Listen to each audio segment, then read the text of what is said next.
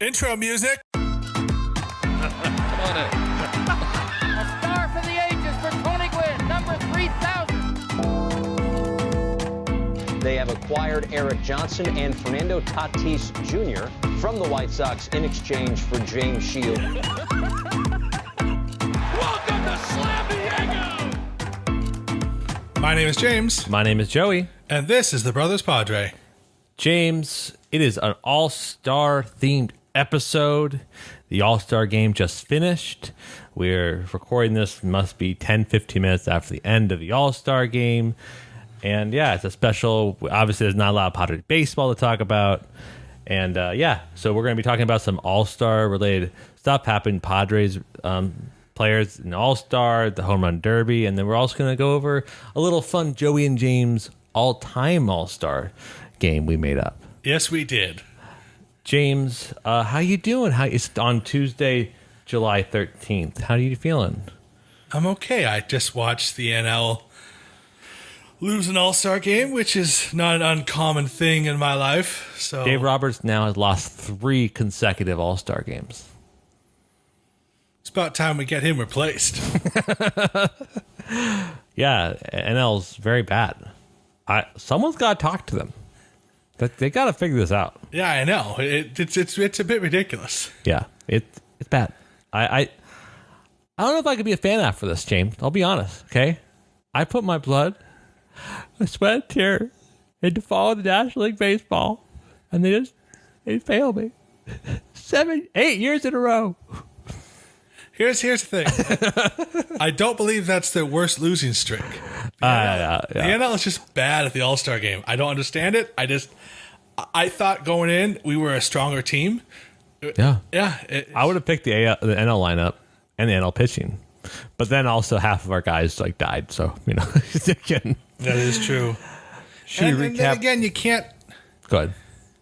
People put too much reliance on Dodgers. You just can't rely on Dodgers. Like Dave Roberts, 3 in a row. I mean, all those Dodger players, they stink, and their depraved morality clearly infects the rest of the league, and they can't win Wow, a game. there it is.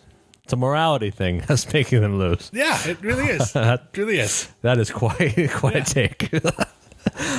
Chris Bryant came up twice with bases loaded, and the best thing he did was a pass ball. So, Yeah. so there was 2 big opportunities for the National League to jump ahead. Didn't really, didn't happen. And that being said, Tatis barely missed 2 home runs. He was mic'd up early in the game, having lots of fun. Egged on Vlad Jr. when he hit his home run. Vlad Jr. did a little stutter step. Yeah, it was pretty cool. The Padres did pretty well this All-Star game. Machado got a hit. Cronenworth got a hit. Oh, God, almost got hit, but he walked. Yeah, walked. And he had a liner that was just caught by Joey Wendell. The thing is, all year long, people have been shifting him, and the one time they don't shift him to the All-Star break, he hits into the spot would usually be free. Melanson struck out a guy and walked a guy, but he was just a 2-batter pitcher anyway. That was the plan, to get as many people in the All-Star game as possible. But I mean, all in all, Padres represented well. Tatis started a double play. It was fun. It was. I think Padres all look like they have tons of fun. It's funny that there's so many knockoff swag chains. Oh yeah, the absolute, and then not just knockoff swag chains, official San Diego merchandise swag chains in the stands, and the home run derby swag chain.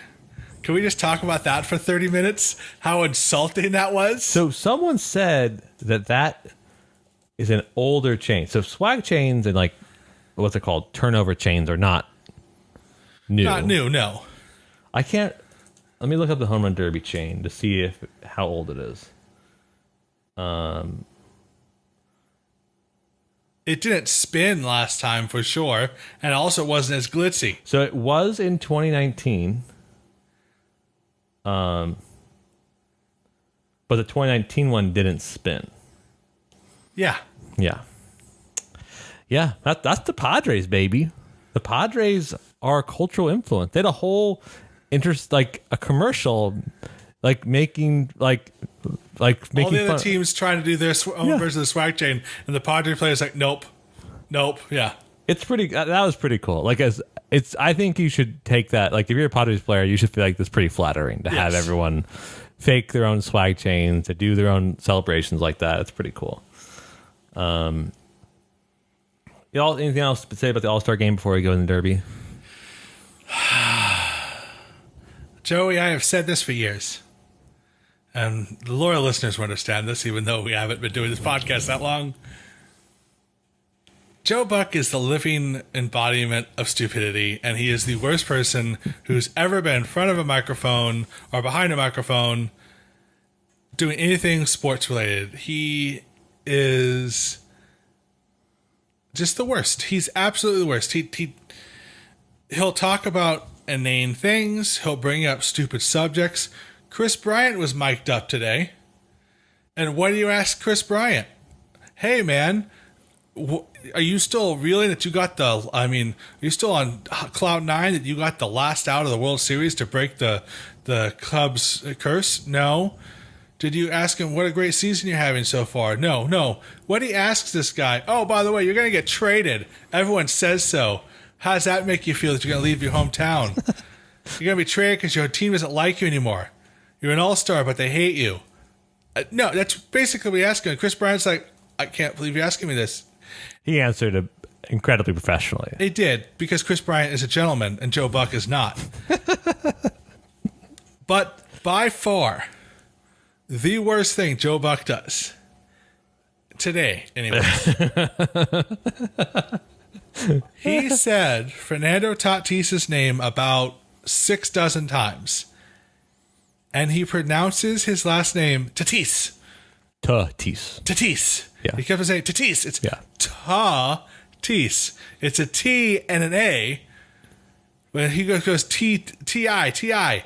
Tatis. No, it's Tatis. You ignoramus. Tatis. Like his nickname is Toddy. As in like tater tots. Toddy. Because it's a ta, not a t. Ta. Just kept on saying it was like nails on a chalkboard. And I just, if I was John Smoltz, I'd have hit him. Just like lean over and popped him right in the mouth. Like it's Tatis. It says right there on the jersey. Anyways, what is your thoughts about the All-Star game, Joey? I have nothing to say.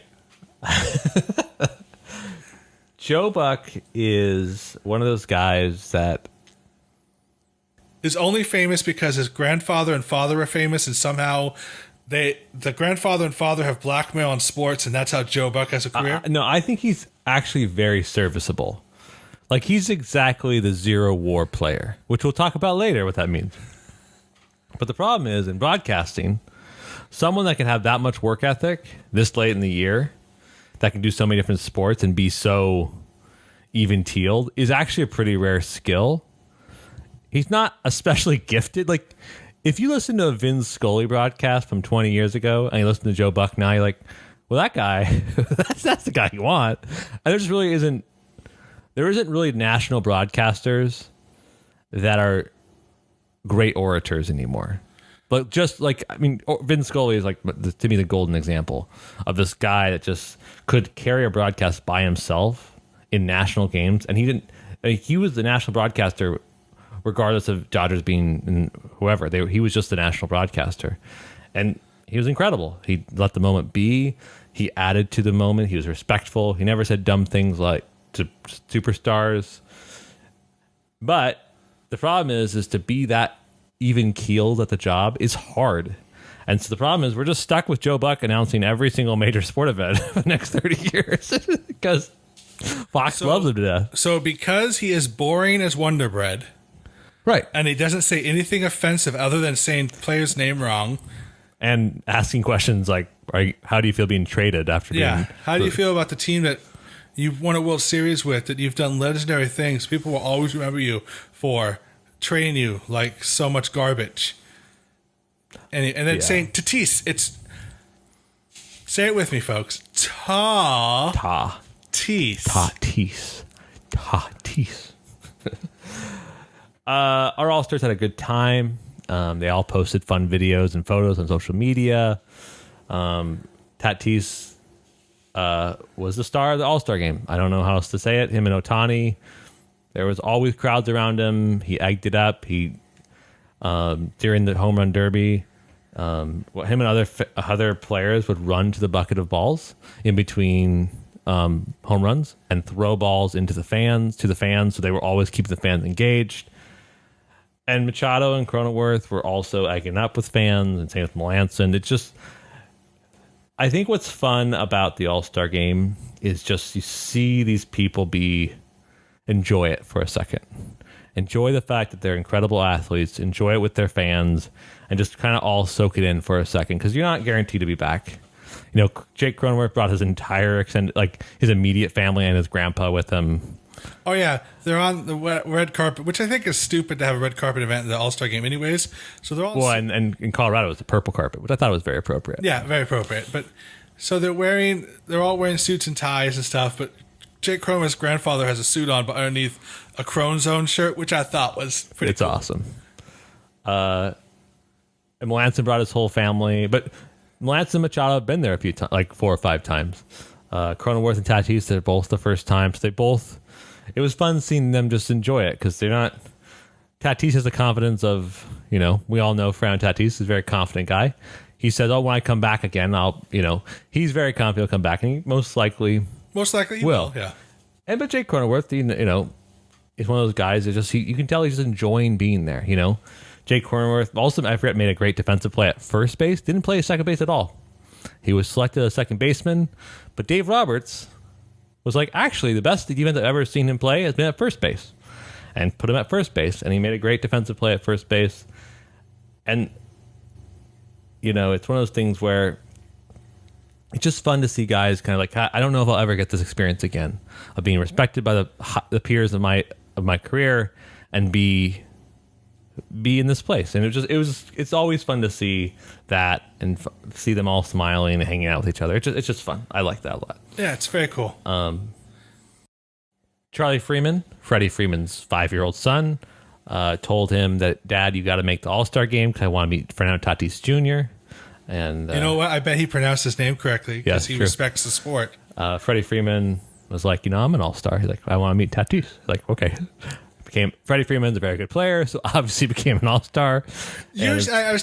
Usually, if you win the NL the MVP the previous year, you go to the All-Star break. Yeah. Unless you just have like the worst career ever, or you die. Yeah, you're in the All-Star game the next year if you win the MVP. Especially if there wasn't an All-Star game in the year you won an MVP. Exactly. Yeah, you're going to be in the All-Star game. There's a cute video of Charlie Freeman, the 5-year-old, hugging Tatis and them hanging out. It's very cute. There's a photo they took right before the home run derby started. Freddie Freeman took it of all the players sitting there with their family, and Charlie is sitting on Tatis Jr.'s lap. It's pretty cool. Shall we talk about the Derby a little bit before we move on? Sure. Home run derby, one of the more fun events, I think, one of the more fun exhibition events in all of sports. Started out with the Avett brothers singing the national anthem. I don't know why I find it so fascinating. It's a full stadium, Coors Field. Everyone has their hands on their heart. I'm like, oh, here comes the Avett brothers. And they roll a pre-recorded video. Why can't they sing in the stadium? Every other national anthem person sings in the stadium. No, they have this recording of these 2 folk singers in the stands of Red Rock singing the national anthem. It was weird. It's kind of like, it's kind of like if someone, I don't know how to say it. It's like watching someone pray in a video and be like, oh, they're praying for me. Here's what I think it was. Do you think it's because Colorado is trying to show off Denver, and Red Rock is one of the most beautiful venues in the country, and it's also, I don't believe it's terribly old. No, it's not. So everyone you ever hear say they've played there or performed there said it's the most amazing place ever. I think that's Denver just showing Tourism. off. Tourism. Tourism board's like, no, we gotta have the Red Rock. Like, with Red Rock is 70 miles away. We gotta have Red Yeah, Rock. we have to have Red Rock. We've destroyed national land to make this amphitheater. Gotta have Red Rocks. You know how many Native American burial grounds we dug up? Let's have Red Rock. Yeah, that's what it was. But the Derby was fun. It has happened kind of the last time. The first rounds were the most fun. Otani and Soto had the most fun round. Otani and Soto tied every single.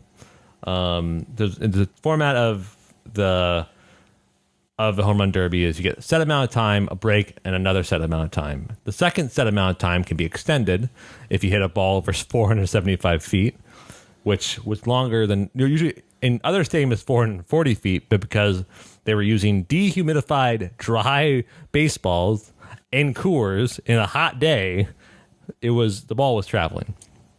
So Otani and Soto tied after 3 minutes and after a 1 minute round, and then another additional 1 minute round, and they tied that too. So then they had to do a swing off. So they both got 3 swings, and whoever hit the most home runs after 3 swings just won. It was very fun. It was very, very fun. It was the most, and again, the home run derby is just an excuse to watch Major League Baseball players have fun. Yeah. And experience just fun baseball. And it's usually, and a lot of people in the home run derby, you don't get to see these guys who are usually more or less professional every time they're at the bat just be goofy. Right. Pete Alonso has the entire crowd singing one song, and he's bouncing his head, singing to as he's at the bat. champ. Yeah. Yeah. The repeat, as they call him. Juan Soto wins the round. Juan Soto hits 3 home runs on 3 swings. Guy's ridiculous. Otani never got. I don't think ever got really in a good rhythm the whole time. He the first 45 seconds he didn't get a single home run, but still did enough to tie Soto. Just wasn't able to tie it. But Otani had 6 home runs over 500 feet, more than anyone else in the Derby. It's just insane, dude. And then he starts the AL game, the AL in the All-Star game, and he threw a 100-mile-an-hour pitch. Like, what are we doing? Just some people have innate skills that I have no idea how. It's like you expect somebody to stand up and point at all the other All-Stars. Like, you see this guy? You are all failing. Do better. Pete Alonso won the Derby. Dude never looked tired, never really looked out of rhythm. Trey Mancini gave a good run. He did, in fact, do that. But Pete Alonso, 2 times in a row champ. Pete Alonso now has made more money from the home run derby than his actual salary in MLB. That's on the Mets. That's on the Mets.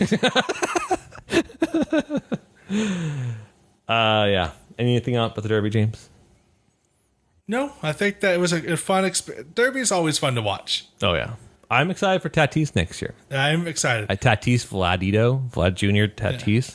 They've got to be in this. I mean, if they're in the Derby next year, they have to be head-to-head. Like, they have to start the first round. Exactly. They have to, right?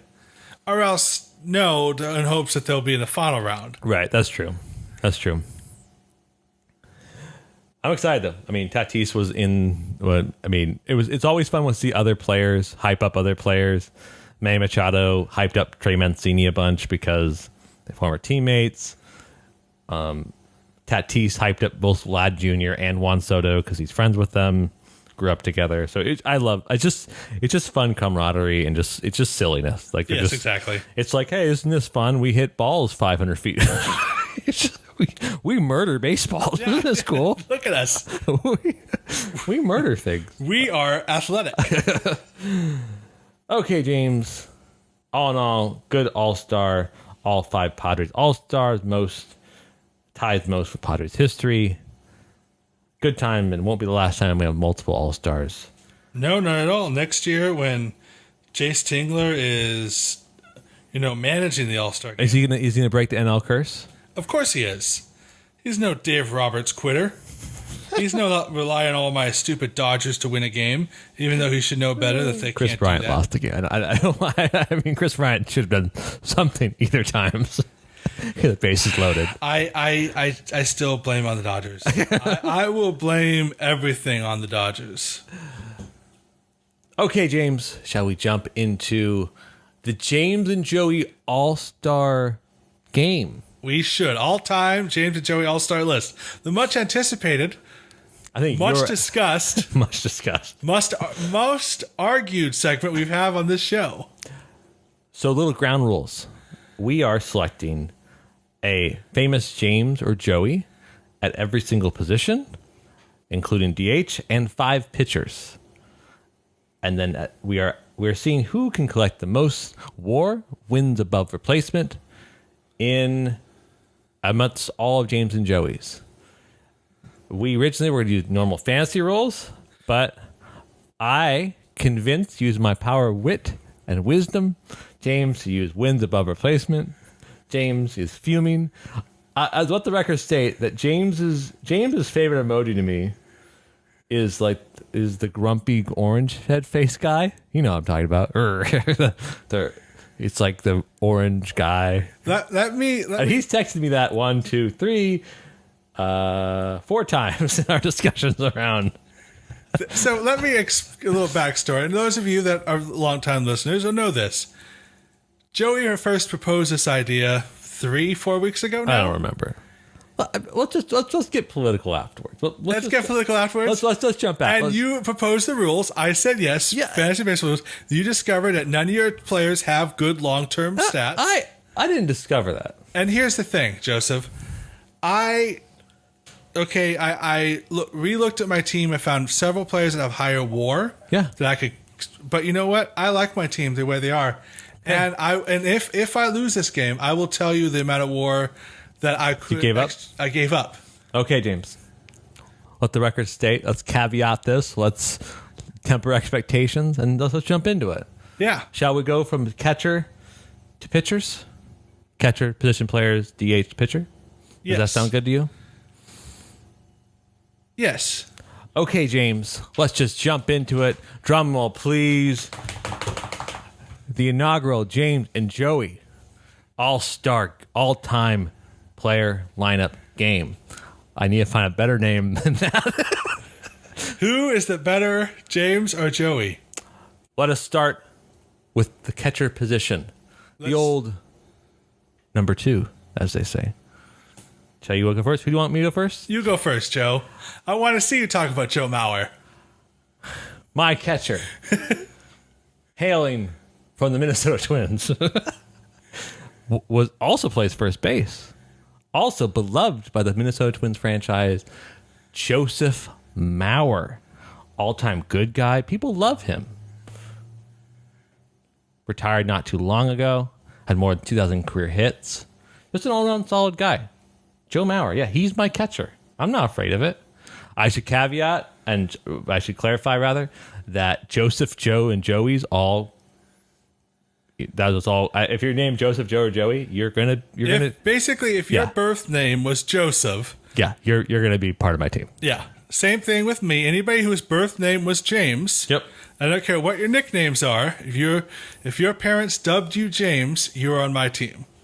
James, who plays catcher for the James all-time? Well, my catcher might surprise you, Joseph, Is it? because we went by whatever Baseball Reference said. Mm-hmm. So my catcher is one James Fox. Mm-hmm. He played catcher his first career year in the majors. Yep. Those of you might know him as Jamie Foxx. Yeah. Not the Hollywood actor. No. Not one bit. No, this is the man that notably second person in Major League Baseball history to get 500 career home runs. Ended his year with 534 career home runs. He played 21 years, started in 1925, and had what some would say top 25 best careers in baseball. And that is my catcher, Joseph. Jamie Foxx. Solid first position. James. Solid, yeah. Solid, James. Shall we go to first base, James? Let's do that. James, he's my namesake. He hails from Canada. James, he's known for walking a bunch. He still plays to this day. Do you know who this player is? I can't imagine. Joey Votto is my first baseman, James. Probably a first ballot Hall of Famer if I'm. Oh, I mean, definitely. He is a feisty man, just like myself, so it's a lot to relate. Does he make promises and then change Him his and I mind? both share $200 million contracts. Oh, okay. Yeah. One's more real than the other, but we both share them. We both share. In your mind, you share them. James, that is my first baseman. How can you top the Cincinnati Reds Canuck? Well, Joseph, do you know the most RBIs anyone's ever hit in a game is? 39. Incorrect. In 1924, Almost 12 100 years ago. over 100 years ago. Well, no, Almost 100. 100 years ago. 12 RBIs was hit in a game. Only Major League Baseball players have only seemed to tie it. No one's ever passed it. That was hit by one James Bottomley. How do you... Wait. Baldwin? Bottomley. Bottom? That's not a real person. You're making people up. How do you spell his last name? Bottomley. Okay. Well, the first person is a murderer. James Bottomley Baseball. Jim. Don't look at the murderer. Jim Bottomley. Okay. Notably, he's in the Hall of Fame. 2,300 hits. Okay. Yeah, he was a solid all-around baseball player. Okay. And yeah, that's my first baseman, Jim Bottomley. We move on to the number 4 position, James, which is actually the third in the list, second base. Let's do that. And I just love the Reds, man. I just love the Reds. And this is the most locked pick of my entire lineup because dude is a monster. I, of course, picking Joe Morgan. Literally the best second baseman in baseball history. I have no qualms about that. There's no sugarcoating it. The best second baseman of all time. I don't know what to say. Of course I picked him. Also, a great color commentator for a World Series. Yeah. Easily the Better best than John Smoltz. Absolutely. Best color commentator, I think, in history of sports. Yeah. Awesome. Yeah. So, I mean, Joe Morgan. You can't say, how do you say? You can't say enough about him. But, But also, like, you can't even start to say stuff about him because He's one of those guys that has 2 Hall of Fame careers in 2 separate lines of work. yeah, once you get started talking about him, you can't stop. He Right. just has so many stats. He's a monster. Who do you have in the number 4 position of second base, James? Well, so this position was the hardest for me to put this player out here. Okay. And the reason why it was hard is because the best second baseman in all of history, he was a Brooklyn Dodger, Okay. which means he was almost as bad. But Brooklyn Dodger isn't as bad. LA corrupted them like they corrupt everything. James William Gillum Jr. is his name. Everyone just called him Jim Gillum. Rookie of the Year, 1953, played 17 years. Excellent defensive second baseman. You want to know how good of a second baseman he was, How Joe? good, James? He came up in 1953 and was so good that Brooklyn Dodgers had to put Jackie Robinson in the outfield because Jim was a better defensive player than Jackie. 2,000 plus hits, 2016 hits. You know, just a solid hitter, but mainly his trick was the glove. He has a pretty significant WAR. And that's my second baseman, Jim Gillum. So, are we going around the line? Should we do the score rotation, or should we go around the line, go around the infield? Should we shortstop next? Shortstop, yes. For shortstop, James, I have someone that you probably never heard of before. Okay. Star player, manager, general manager, and later league president. He was almost one of the first commissioners in all of baseball, James. One of the greatest. So he played 1800s? No. Here's a photo of him on his Wikipedia with Ronald Reagan. Oh, He was How old. old He was was. He was old. how young was Ronald Reagan? Well, hang on. I got the president wrong. I think it's Richard Nixon. Hold on. Hold on. Let me correct this. Let me look at the Wikipedia real fast, going super fast. It is Richard Nixon. So, yeah. So he played in the 1800s. Okay. He started his career in 1926. All right. Who is this gentleman? Joseph Cronin. Joe Cronin. Yeah, just solid all-around player. I honestly never heard of him until I looked into this. And this is a crazy career. Player, manager, general manager, league president, and literally was considered one of the first commissioners of baseball. Shortstop, spent 50 years. The quote from Saber.org is, he spent 50 years in the baseball without ever being fired, without ever taking a year off, and every job was a promotion. Well, good for him. Yeah. Yeah. He never failed downwards. He always went up. Yep. Good for him. Good. That's what Josephs do. We fail upwards. Yeah, we fail upwards. Yes. My shortstop, Joseph, Yeah. was the most valuable player of the National League in 2007. In 2010? 7. Okay.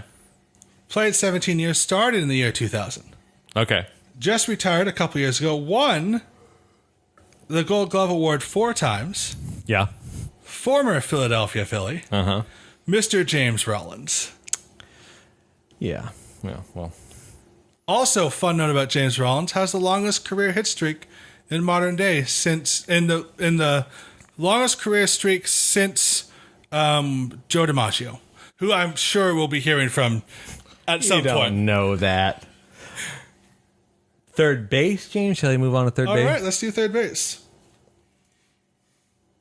At third base, James, someone that's near and dear to my heart, someone who we both have an affinity for, even though you don't know it yet, Joe Coscarart. Really? Do you know who this is, James? No clue. He and you and I were all born in the same... You actually weren't. I was born in the same city as this young man. He was not young when he died. Spoiler alert. He was born in Escondido? He was born in Escondido, California. Really? I was born in San Diego because I'm one of the chosen people. He was part of the Cuscarut brothers, James. Pete, Joe, and Steve. In the Senia Union, they were called ball-playing fools. You already know the era of what kind of people they are. All three of them were drafted in the minor leagues, and Joe became a third baseman. Joe, famously, his calling card was he was a teammate for a bit of time with Babe Ruth. Oh, wow. And his brother Pete was a way better baseball player. But and they said that their brother Steve was actually the best, but just never succeeded in the major leagues. Pete was a way better player. Coscarart Field is actually the name of the baseball field in Escondido High in Escondido, California. Interesting. You want to also trippy about Joe Coscarart? No. He died in Sequim, Washington. Okay. Sequim, Washington is famously near the place where our mother grew up. I get it. Spooky, James. Spooky stuff. Spooky. Yes. And if you think about it, you add it all up, and that is why the world is flat. Yep.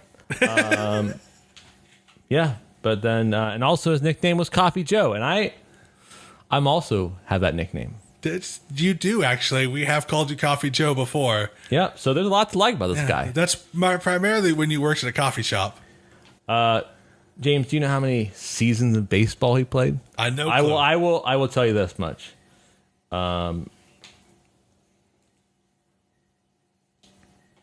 It's an alarmingly low amount.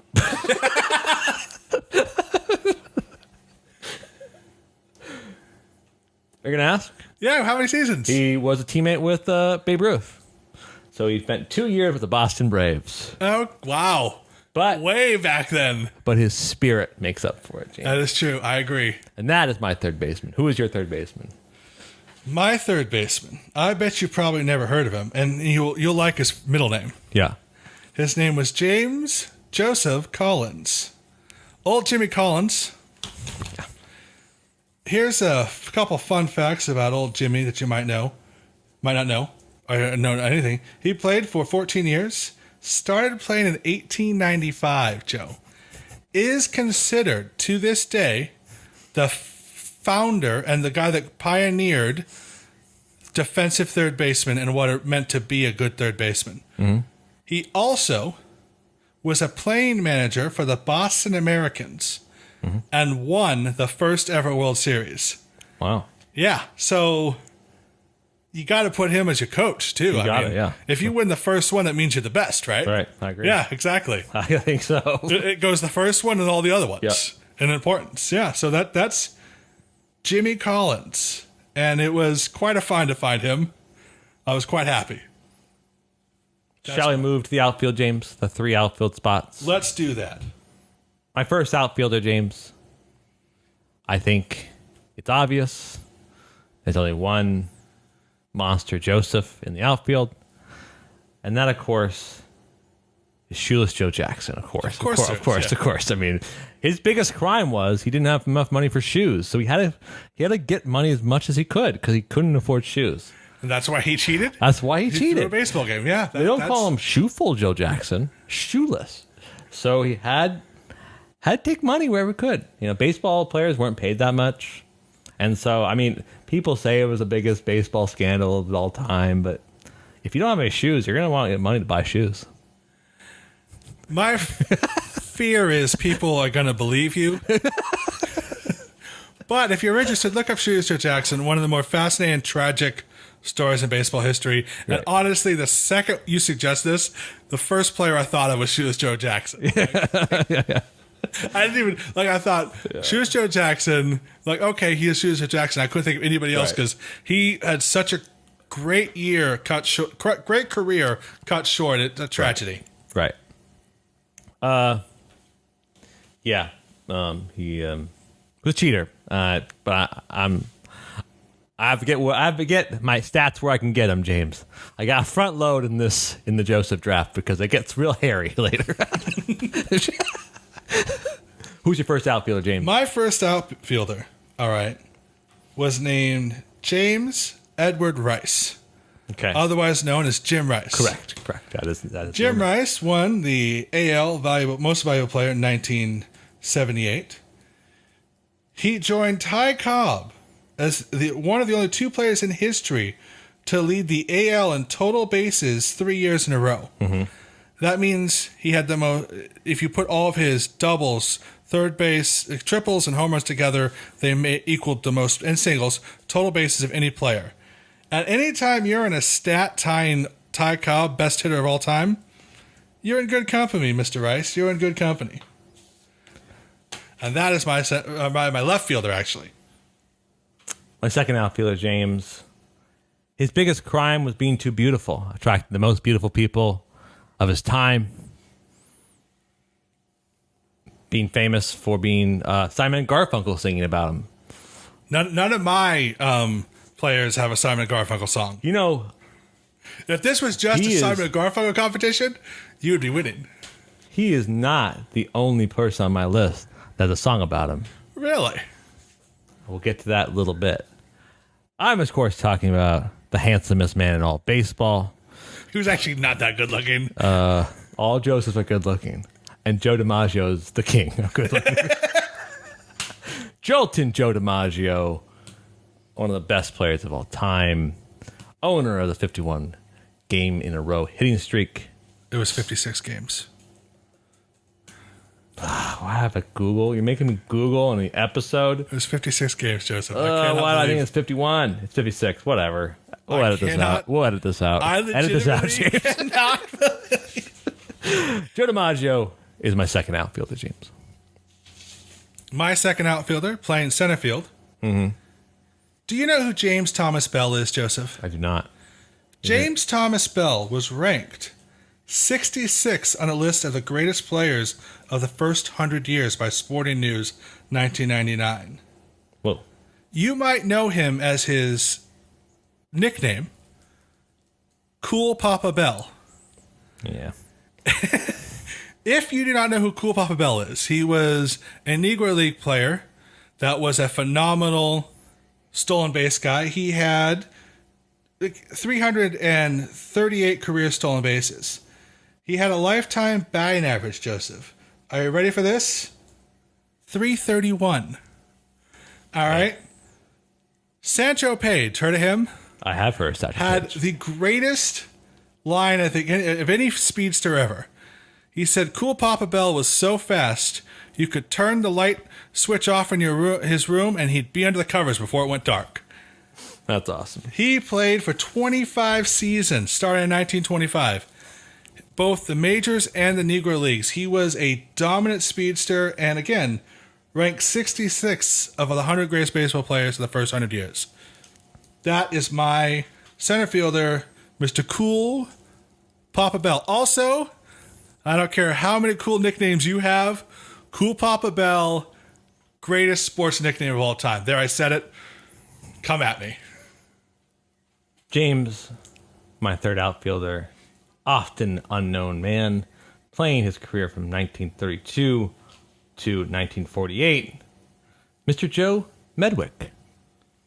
Played lots of players, St. Louis at the time, New York, and then finished his career again at St. Louis. Left fielder with 2471 hits. No one has no more than 2,000 hits, home runs, and 205 career home runs. Career batting average of 324 and an career on base percentage of 362. All around good player. Got overshadowed by lots of people in that era, so no one talked about him. I was going to say, I've never heard of him. That's the problem when New York, at the time, New York Yankees, every New York Yankee player was incredible, and so you just weren't known. Sorry, buddy. But he's a solid outfielder, James. Who is your final outfielder, James? My final outfielder, James Henry O'Rourke. First man to ever get a hit in the National League. He played for 23 years. Mm-hmm. Guess what year he started, Joseph? 1903. 1872. That's close. Jim O'Rourke, 2,639 hits. All right. 230 stolen bases. This man had a career OPS plus of 134, a slugging percentage of 422. I mean, the thing is, he played during dead ball era. He only had 62 home runs. He had 149 triples. James O'Rourke, or Jim O'Rourke, as people like to call him.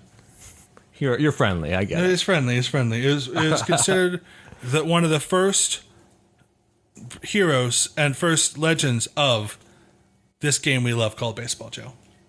Who is your DH? James, are you familiar with Cleveland Indians baseball? I am. I don't know, around 1975 to 1985. Let's say I'm not.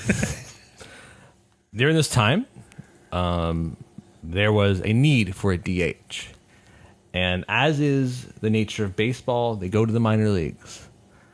And the Cleveland Indians at the time needed a good baseball player. And who did they call up, James? They called up the legend Joe Charbonneau. And I know what you're thinking, James. How could I pick such a good player to be my designated hitter?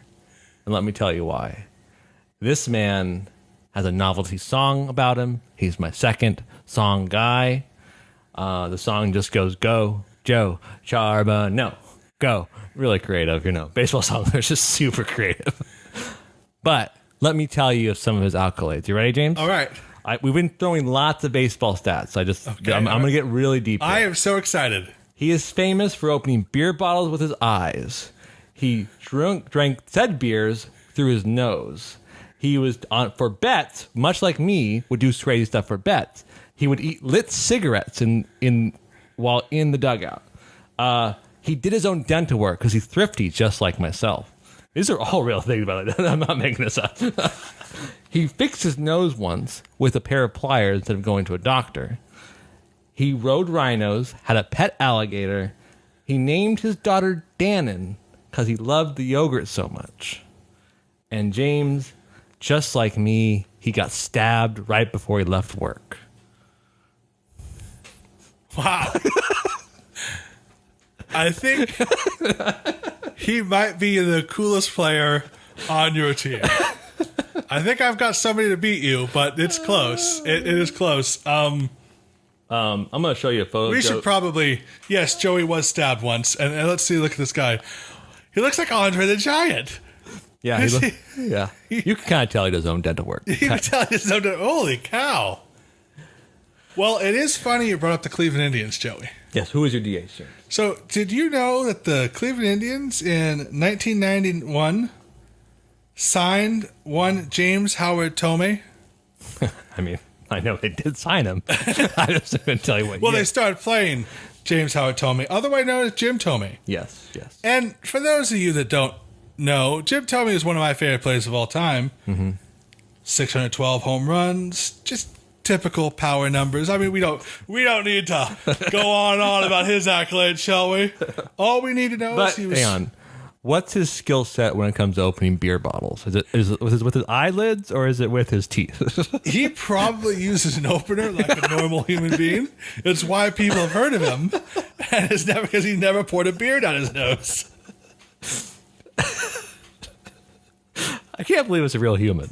I can't that actually might be one of my crazy players coming up, but that's a pretty nutty guy, and I understand why you put him on your list.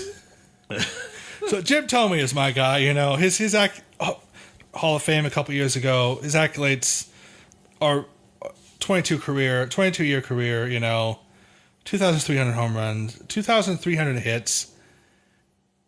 But his biggest thing was the 612 home runs. Just he was dominant. But here's a fun stat they cared to. How many stolen bases do you think he had? 39. 19. How many times do you think he was caught stealing? I would assume he knows he's slow. So I would assume he only steals when he thinks he's... I'm going to say low, like 2 or 3. 20. Well, that's why he should have stolen that much. Oh, my God. All right, now let's get to the part I've been waiting for. Yeah, well. Are you ready, James? I'm ready, Joe. Right up top, James, my first pitcher. He was Tony Stark before Tony Stark was cool. He was, what's the band? He was Bad Sabbath before Bad Sabbath was cool. Iron Man McGinnity, known as Joe McGinnity. James, are you familiar with this gentleman? I am not, Joseph. Joe McGinnity was a workhorse. He said that he felt the need he said that Major League rosters should not have having 10 pitchers is insane.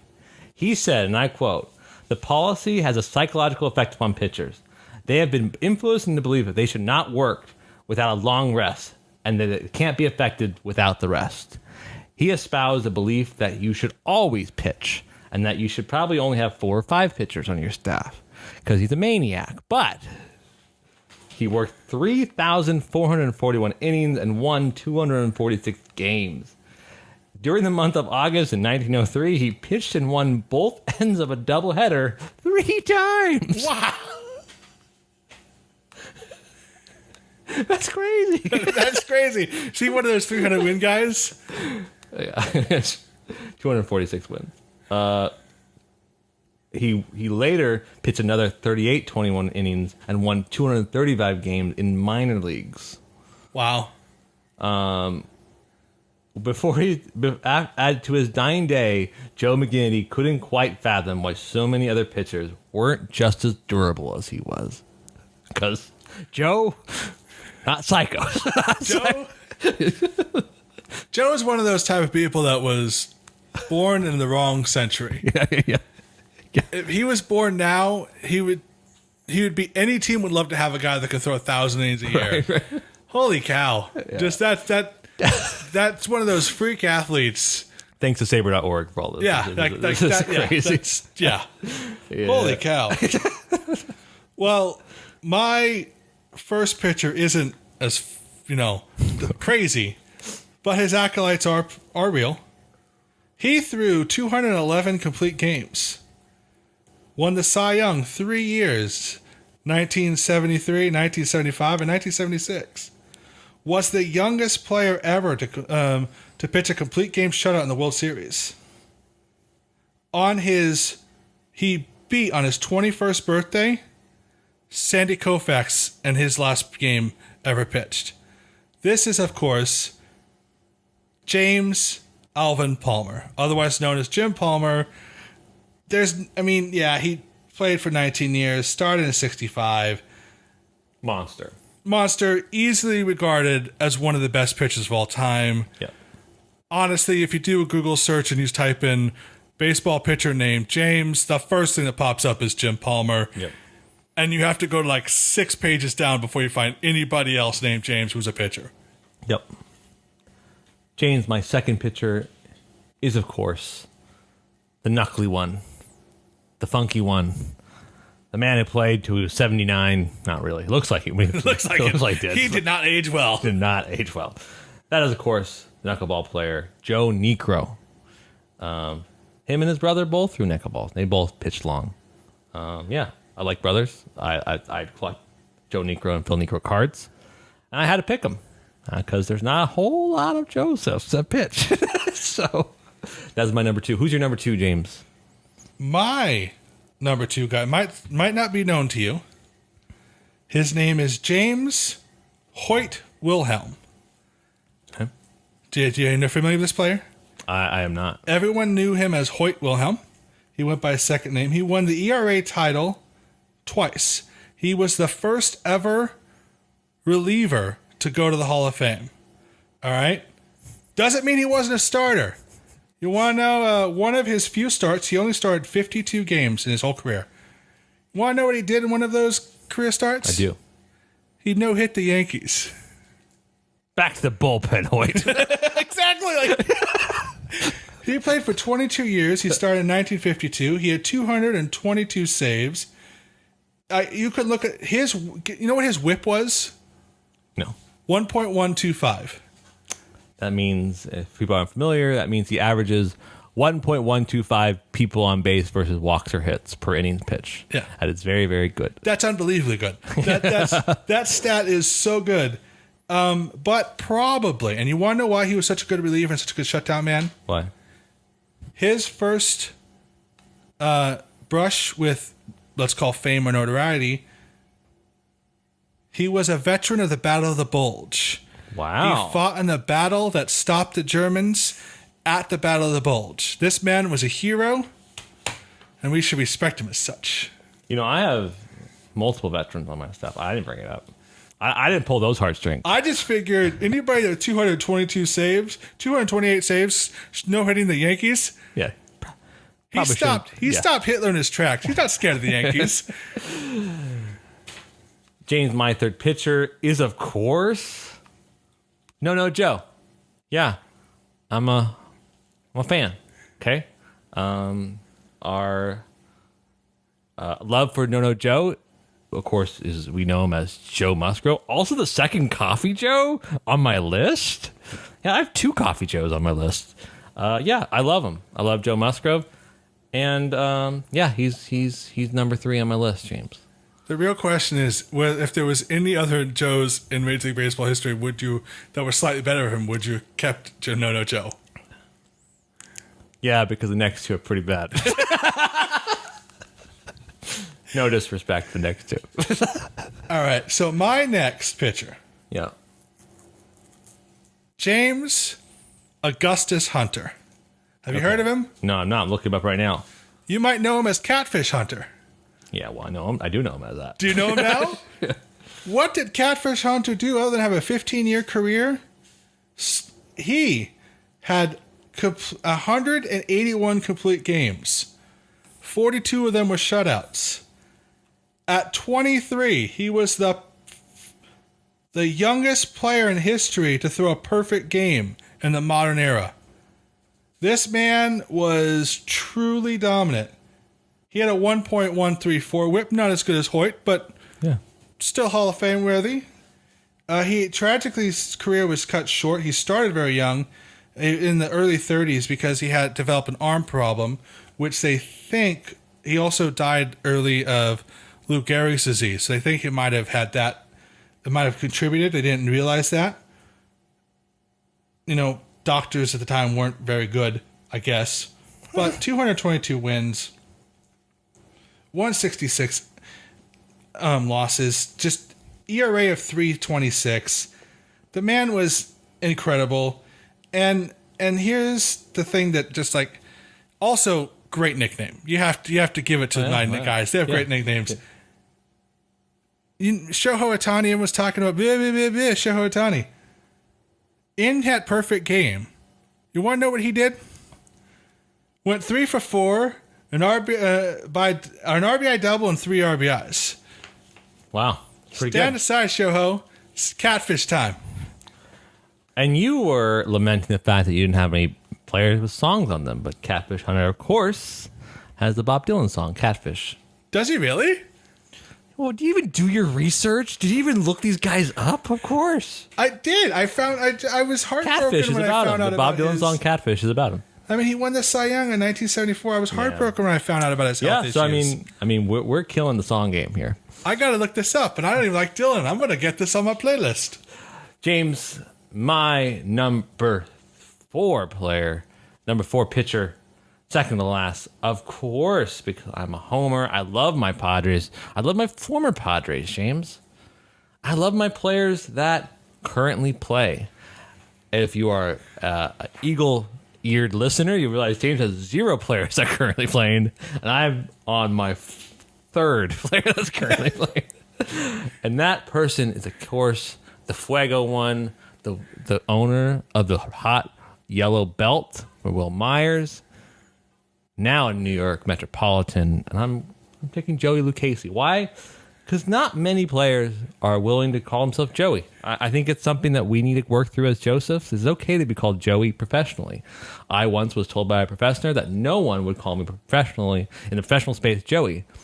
But Joey Votto, Joey Lucchesi, Joey Gallo, yeah, you're stepping up for us. So you get to be on my team because you're a hero to me. You're a hero. Wow, I always expected patriotic music to be on that in the background. Oh man. Okay. When you said your pitching staff was bad, I honestly didn't look up. I saw 2 Joey's records and none of them were pitchers, and I didn't realize that. Who is your second to last pitcher, James? My second to last pitcher is a guy that I never even heard of. Jim Bunning was his name.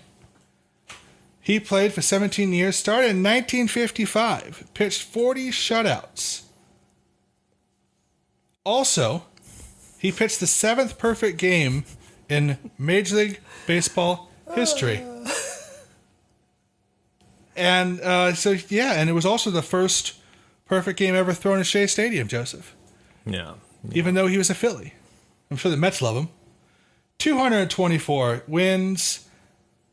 You know, he just a career whip of 1.178.9. Yeah, the guy, I mean, 2,855 strikeouts. He was, to say the least, a really good pitcher. He also, when he retired, became a U.S. Senator. I didn't want to look up his political career because I feared that would make me sad. All politicians eventually just make me sad. And yeah, that's my 4th pitcher. Jim Bunning, Joe. Shall I mention name my last player, James? My last Please pitcher? do, Joseph. Please do. James, are you familiar with Joe Harris? I am not. I know what you're thinking, James. No, this is not the left fielder and first baseman that played between 1917 and 1931. That's not this Joe Harris. I was not thinking that either. That was just Joe Harris, just Joe Harris. This is Joseph Lionel White Harris, a pitcher for Boston, James. I'm going to give you some stats. Remember earlier in the podcast, I gave you some stats and you had to guess? Yeah. We're going to play that game again. You ready for this? This pitcher has an ERA of 3.52. He has played in 30 games, started 24, 235 innings pitched, 211 hits allowed, and 130 runs given up. 92 earned. James, what do you think his win-loss record was in 1906 when he played?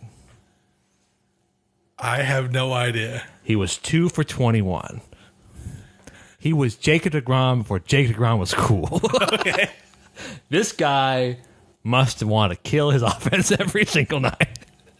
He famously, of course, faced off against Jack Coombs for a 24 inning straight game. He pitched the whole thing? Him and Jack both pitched right next to each other all 24 innings. Holy cow. And Joe Harris then murdered the whole Boston staff because they couldn't get a freaking run. Joe Harris his first year he was 1-2, second year 2-21, final year was 0-7, and he never had an ERA over 3.5. So wait, he only pitched 3 years? With an incredible ERA, yeah. Okay. Because his offense hates him. And so he was like, I don't like baseball. So he became a firefighter for 30 more years. And he finished his life as a fire. Wow. Well, I think you should get 4 war points just because of that. Good old American hero. Holy cow, Joe. There was literally nobody else named Joseph.